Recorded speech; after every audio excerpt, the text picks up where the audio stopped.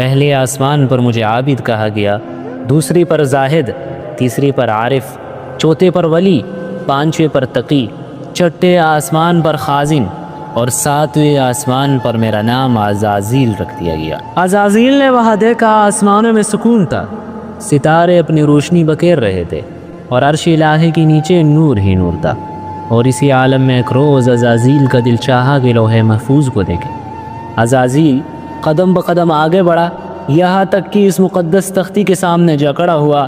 جیسے ہی اس نے نظر اٹھائے، ایک عجیب جملہ اس کے سامنے جگمگانے لگا، اعوذ باللہ من الشیطان الرجیم، میں اللہ کی پناہ مانگتا ہوں شیطان مردود سے۔ یہ الفاظ پڑھتے ہی عزازیل کا دل دک سا رہ گیا، اس کا بدن کانپنے لگا جیسے کسی نے اسے اندھیری وادی میں دھکیل دیا ہو۔ اس کے سانسیں تیز ہو گئی اور خوف اس کے اندر سرایت کرنے لگا۔ شیطان کون ہے؟ یہ نام میں نے پہلے کبھی نہیں سنا۔ عزازیل کی دل میں ایک عجیب بے چینی پیدا ہوئی، اس کی آنکھوں میں خوف تھا اور ہونٹ لرز رہے تھے، لیکن وہ خود کو سنبھالتے ہوئے اللہ کے حضور عرض گزار ہوا، اے میرے پروردگار، یہ شیطان کون ہے؟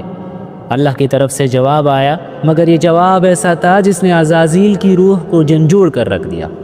اے عزازیل، یہ وہی ہے جو آج میرا قریبی بندہ ہے، جو دن رات میری عبادت کرتا ہے، جسے فرشتوں میں عزت دی گئی ہے، لیکن ایک دن یہ تکبر میں مبتلا ہو جائے گا، میرے حکم کی نافرمانی کرے گا، اور میں اسے ہمیشہ کے لیے ملعون اور مردود کر دوں گا۔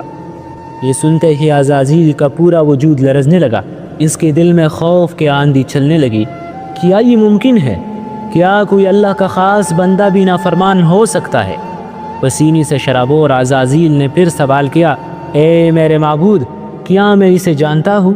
اللہ نے فرمایا، وقت آنے پر تو اسے نہ صرف پہچان لے گا بلکہ اس کے انجام کو بھی اپنی آنکھوں سے دیکھے گا۔ یہ الفاظ عزازیل پر بجلی بن کر گرے، اس کے قدموں تلے زمین جیسے کسنے لگے، وہ لرزتا ہوا پیچھے ہٹا، اس کی آنکھوں سے بے اختیار آنسو بہنے لگے۔ آخر وہ بدبخت کون ہوگا؟ وہ کون ہوگا؟ وہ بدنصیب کون ہوگا جو ہمیشہ کے لیے اللہ کی رحمت سے محروم ہو جائے گا؟ یہ سوال عزازیل کے ذہن میں سالوں تک گونجتا رہا، مگر وقت گزرتا گیا، عبادتوں میں مشغولیت بڑھتی گئی اور آہستہ آہستہ وہ یہ بات بولنے لگا۔ لیکن وقت اپنی چال چل رہا تھا اور وہ لمحہ قریب آ رہا تھا جب عزازیل کو خود اپنی حقیقت کا سامنا کرنا تھا۔